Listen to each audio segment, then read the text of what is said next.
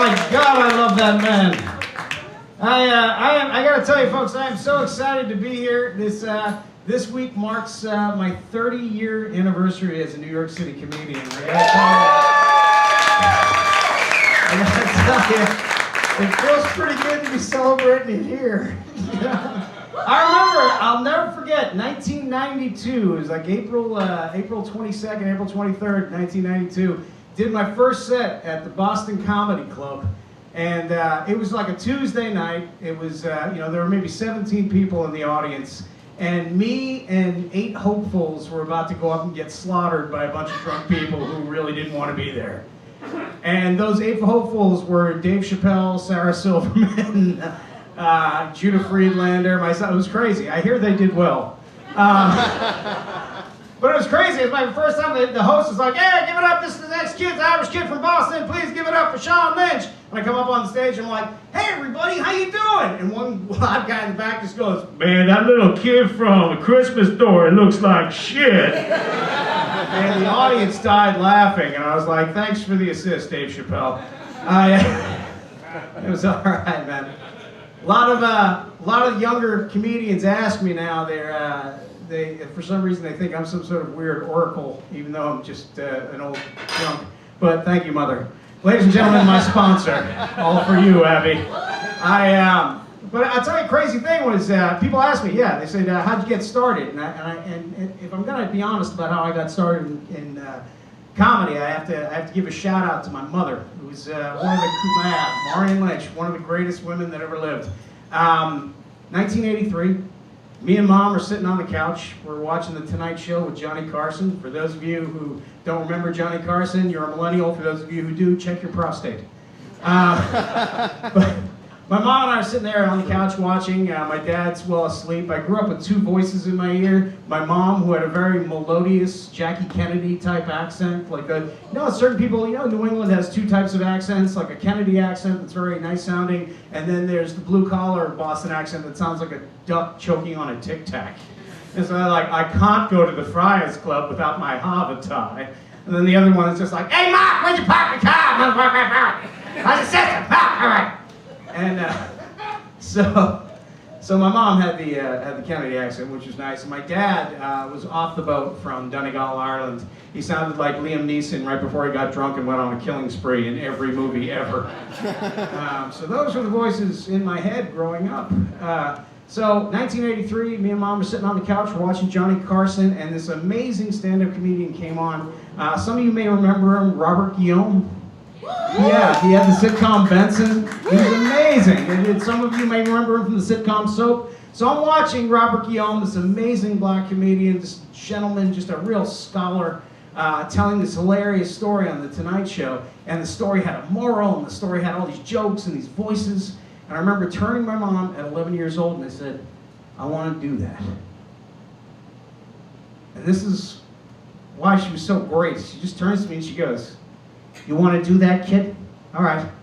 Well, then maybe I'll have to take you to a comedy club, and you can see how it works out."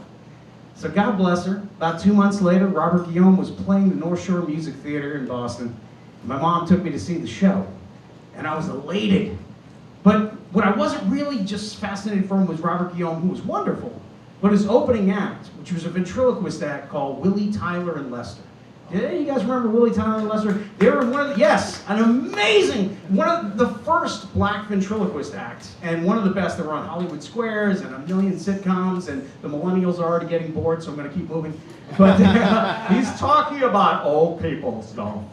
And then he was on Tinder, and then their ears perked up. But what happened was he came out, and this ventriloquist act was amazing and funny, and the doll had a voice, and he had a voice, and they went back and forth, and I was like, "Fuck Robert Guillaume, I want to be that guy." So on the car ride home, I turned to my mom. My mom's like, "So what'd you think of the show, dear? You were laughing pretty hard." And I turned around, I was like, "Mom, I want to be like the ventriloquist guy, Willie, Tyler, and Lester. That's what I want to be. I want to get a ventriloquist doll. That's what I want to do." My mom turned to me and she goes, "Oh, that's a great idea. You know what, honey? I'll talk to Santa and we'll get you a ventriloquist doll that looks exactly like you with the shark blonde hair and the big glasses. It's going to be absolutely adorable." I said, "No, Mom, it's got to be black like Lester." It's got to look just like Lester with the afro and the bell bottoms and the turtleneck and the leather vest. It's got to be Lester. My mom said, oh dear, no. No, honey, you can't. As I said, no, you can't do that, dear. You can't. People won't understand. And I was like, Mom, it has to be Lester. I love him so much. Please just talk to Santa. If anybody can make things happen, it's you. It's got to be Lester. And my mom, going against every logic circuit in her brain that told her this was a bad idea, but being the most loving and supportive woman ever, on Christmas morning, under the tree was Lester in a box. And I unwrapped it, and I saw Lester, and I tore him out of that box, and I hugged him really tight. And I was like, thanks, Mom. She goes, no, thanks, Santa. I'm like, don't bullshit me. I'm 11 and I'm smart. This is But so I'm going around the house with Lester, and I'm doing my little routine for all four of my sisters and my brother. We were Irish. My parents couldn't stop fucking. Don't judge. And so I'm doing my little jokes with Lester, and we're having a good time. And my mom at one point gets on one knee, and she grabs me by the shoulders real tight, and she goes, honey, I know you're having a good time with Lester, and I know you like telling those jokes to your brothers and sisters, but you can't take Lester out of the house. Lester must never leave the house. People won't understand. They're not going to see a chubby little kid with blonde hair and glasses running around with a black doll making jokes. It's not going to play, hon. It's not gonna work. And so I was like, okay, Mama, no problem. So Sunday rolls around, and my brother sees that I'm walking around with this black ventriloquist doll and doing some jokes, and my brother was a teenager at the time, my brother was kind of like Biff from Back to the Future if he sounded like he was in the cast of The Departed. So he comes over to me, he's walking out of his weight room in the basement, he's like, Doug, so you like black comedians, huh? And I'm like, yes, I love them. My brother's like, Doug, if you like Willie Tyler, Lester, and that Benson guy, you gotta hear Eddie Murphy. Have you ever heard Eddie Murphy? And I was like, no. And so he's like, come into the basement, I'll play it real low for you so Dad doesn't kick our asses. So my brother takes me down into the basement and he plays me the Eddie Murphy Comedian album. One of the greatest comedy albums of all time, but don't play that for an 11-year-old impressionable kid with a black ventriloquist doll. Not a great idea, because when you're that age, you're a sponge, and when you're a young comedian starting out, you create your comedy persona. It's an amalgam of all the people that influence you. So Monday morning rolls around, and it's show and tell in Sister Stefania's 3rd grade class, and Lester goes right in the backpack against Mom's wishes. And so Sister Stefania is doing her 3rd grade show and tell, and the kids are going up and they're showing their things. She's like, okay, class, now we're going to show everybody what we got for Christmas. Bobby, oh, punch your hand. And this kid with freckles and a black eye gets up and he's like, my stepfather got me a football. Okay, very good, sit down. You're going to be an alcoholic when you get older. Susie O'Connell, she comes up and she's like, I got a Bobby! And she's like, you're going to be a secretary or a stewardess. All right, go sit down. And then she's like, Sean Lynch, and I come up and I pull Lester out of that backpack and I walk up to the front of the room, and the look on that nun's face when I pulled Lester out, it was amazing. You would have thought I pulled out like a 35. But she was like, what is that? And I'm like, oh, that's my ventriloquist doll. I'm going to tell some jokes. Sister Stefania looked incredulously at me and she's like, all right, one joke. So Sister Stefania, like most nuns, anybody here go to Catholic school growing up? Okay, so you know, they left like 85-year-old lesbians in charge of children. Angry 85-year-old lesbians. And they were not too fond of kids. I don't know why anybody left them in, but she decided to give me that tight set to go up there with Lester. Now, my intention to go up there with Lester was to do the original joke I was going to do was I'd get up there and I'd be like, hey, Lester, what did you get for Christmas? I'm so excited. I got me a dummy. And Lester was going to turn to me and be like, I got a dummy too. And then we'd take a bow and sit down. But unfortunately, on Sunday, Bill played me the Eddie Murphy album.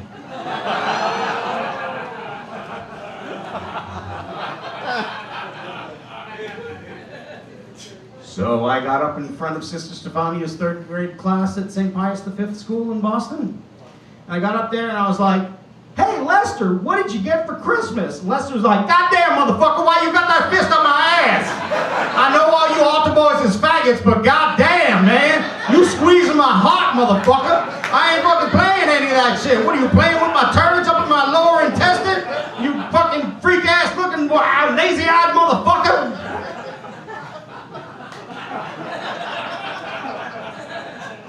The class reacted exactly like you guys reacted. So I thought I was having a great set.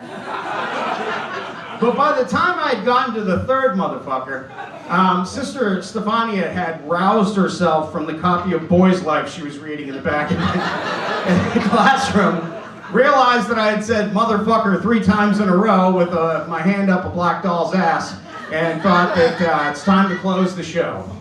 So Sister Stefania started running as hard as an 80-year-old nun can up the classroom, and she grabbed me by the ear and started pulling me out. No closer, no, everybody give it up for Sean Lynch. None of that. Very unprofessional.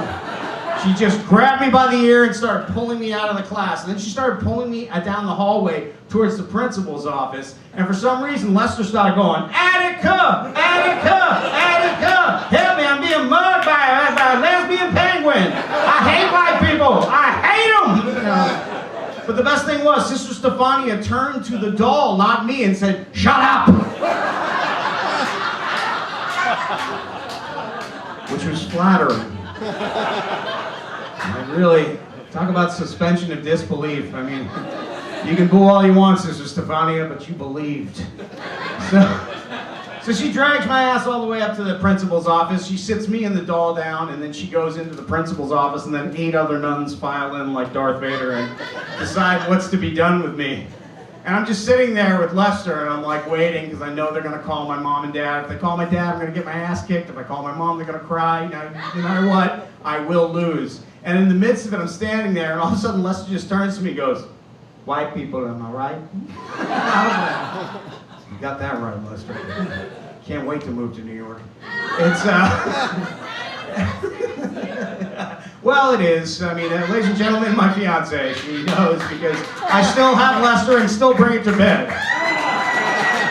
She's Dominican, so she and Lester have the same hair. So it feels not so much like a 3-way as much as some weird doll fetish that she doesn't tell me. Oh, I love you too, my dear. Please give it up for Silky Benzon, my fiance. All right. She's put up with so goddamn much. But I'll tell you, the best part of the story is, so my mom shows up and she's like, oh, God, kid. Oh, what did I tell you about that doll? And I was like, I'm so sorry. He's like, I'm sorry, Miss Lynch, I love you. And my mom comes over and is like, don't worry about it, Lester. You're in big trouble. So she goes into the principal's office, and they have a bunch of mutterings for about 5 minutes, and she comes back outside, and the nuns tell her exactly word for word what I did in my set. And when my mom walks out with the nuns, she's got a very strange expression on my face. For an 11-year-old, I wasn't perceptive enough to read it. But my mom's sitting there looking at me going,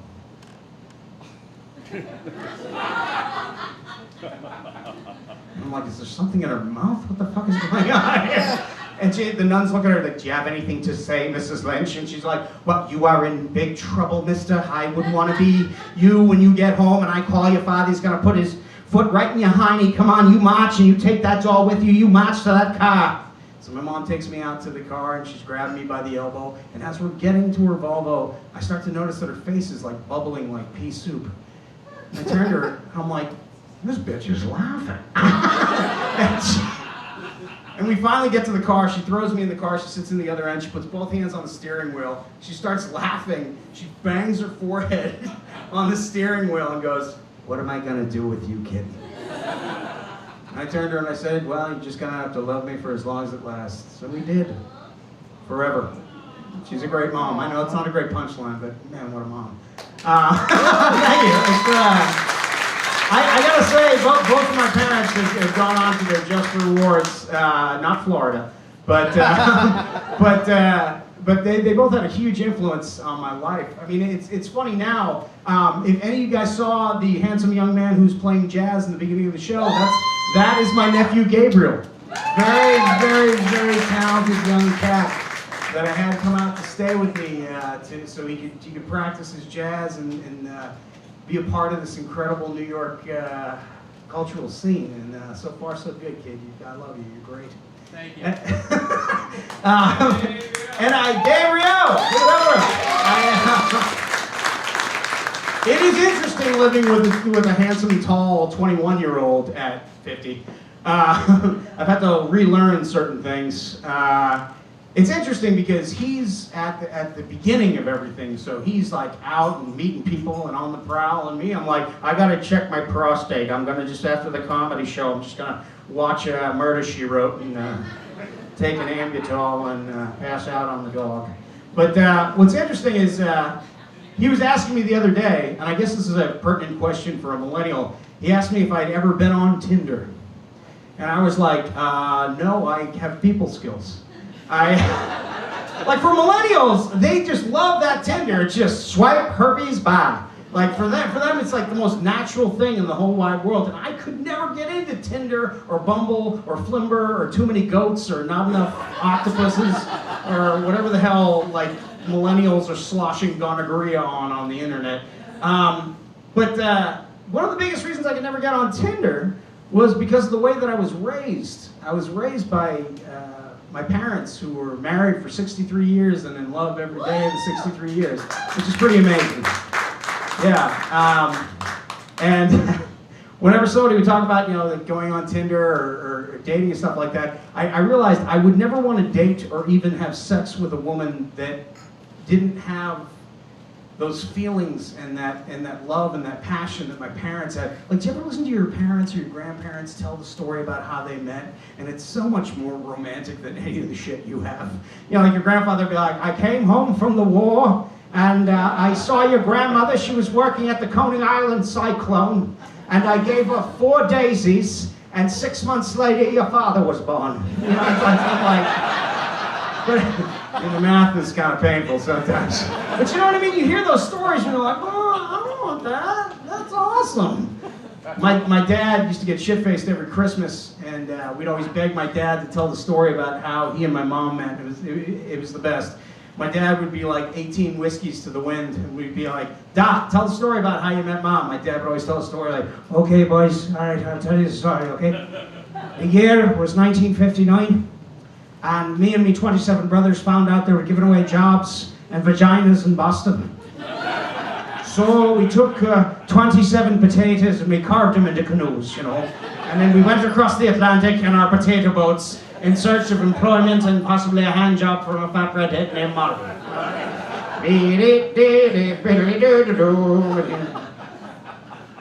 Halfway across the Atlantic Ocean, we ran out of supplies. And we had to eat Peter, Michael, and Patrick. Which is why we named your sisters after them. And I'll never forget the first day working at the dirt punching factory in Boston. I remember my boss sending me to do the payroll because I was the only Irishman with all 10 fingers that could count when he was sober. And so I went to the bank, right, to do the payroll, and as I'm standing in line at the bank, I looked through the partition, I looked at the teller, and I saw the most beautiful woman I'd ever seen in my whole life. She had red hair, green eyes, and an ass she could plant a Guinness on. And I remember thinking, how can a poor immigrant like me ever pitch the woo to such a princess like that? So you know what I done, boys? I've done what every needle-dicked Irishman's done since time immemorial. I took the back of that check over and I wrote a love poem on the back of it. It said, hi, biddly die, your eyes, they're like green clovers, blue diamonds, and purple horseshoes. Hey, biddly day, I'll lick your pussy like it's made of Jameson's. No, he did not write that. Sorry, Papa. He did not write that. I'm heckling my own act. But he did actually write a genuinely beautiful poem that my mom kept forever. And he wrote it on the back of that check. And when he was done writing the poem, he walked over to the petition with the poem on the back of the check, and he tucked that check right through the partition. And the woman who would be my mother took the check, turned it over, read the poem, and her eyes got moist. And when she looked up and looked into my dad's eyes, my dad said, my name is William James Lynch, and I'm from Donegal, Ireland. And you're the most beautiful woman I've ever seen in my whole life. Could I please take you to dinner, love? And 63 years later, I am the youngest of his 6 kids, telling you the story tonight at the Friars Club in New York City. I don't know how funny it is, but God damn it, I'm proud of it. When I think about that, and that was the harbinger for, that was the whole reason why I could not do the Tinder thing, do the rando dating thing, do the swipe and fuck and herpes and run and all that other bullshit. I can't. You know, I'm engaged now to this woman with the Lester hair, Silky Benzai, which is amazing, which is great. It's cool, and I'm so psyched that I missed that whole Tinder thing, because I gotta tell you, my young 21 to 29-year-old guys who are throwing your dicks all over the internet, you're not gonna have any fucking cool stories to tell your grandkids. Let's just be honest. I mean, how many of these young Romeos that are throwing their penises around on the internet on Tinder, what story are you gonna have to tell your grandkids in the year 2075? And they'll be like half cyborg, and they'll be like, Father, how did you meet Mother? You know, like, what's the story you're gonna tell when you're 75? You're gonna be like, well, gather around, children, and I'll tell you the story. The year was 2022, and I was at a bar called Paddy O'Reilly's, and no one would fuck me. No, not even a hand job from the fat chick with the meth teeth. No, it looked like it was curtains for me and my penis. It looks like we were going to go back to my studio apartment in Hoboken and do a little Xbox Tostitos pizza rolls and a little jerk-off/cry. Back then we called it Christ debating. And it looked like it was curtains for me and my penis, but luckily I had my iPhone on me. Now some of you children might not remember what the iPhone was. It was a miracle. It was a miracle communication device. And it had video and computers and everything you could ever wish for. It was perfect because, well, we all needed something like that because our mothers were all alcoholics and we all had a wee bit of autism. So it was so much better than eye contact and human interaction. I remember I went on to a dating site at 3 a.m. in front of Paddy O'Reilly's called Tinder. And I swiped and I swiped and I swiped. And got photographs of hoe after hoe after hoe after hoe after hoe after hoe after hoe after hoe after. Come and get your love. Yes. Swipe I did. Swipe and swipe I did 975 times. But swipe though I might, I simply couldn't find a hoe that was DTF. Luckily, on swipe number 983, I swiped on a photograph of a hoe, and oh, what a hoe she was, children. She was beautiful. She was wearing a rainbow tube top and a pair of Daisy Dukes. She was bent over a Ford Fiesta in the middle of Paramus, New Jersey. And one of her titties was hanging out of the rainbow tube top. It looked like a nipple was directing traffic. And the back of her with the Daisy Dukes, her ass looked like one of those crescent rolls when you pop it like so. And just over the crack of her ass was a tattoo that said, anything goes. And I like show tunes. So I swiped to the right, don't you know?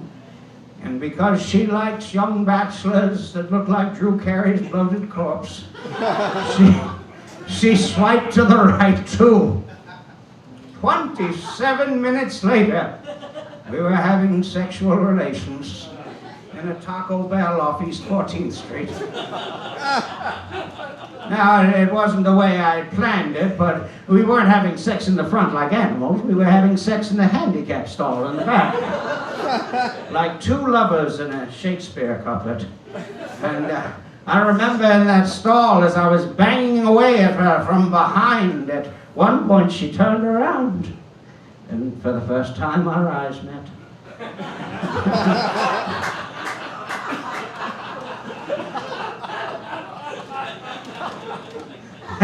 And she looked at me, and I looked at her, and we knew We just knew she wasn't pressing charges. And that's how your father was born. Folks, that is my time. My name is Sean Lynch. Thank you, thank you, thank you. This has been so amazing. I love you all. Let me give you back to Calvin. Thank you all so much.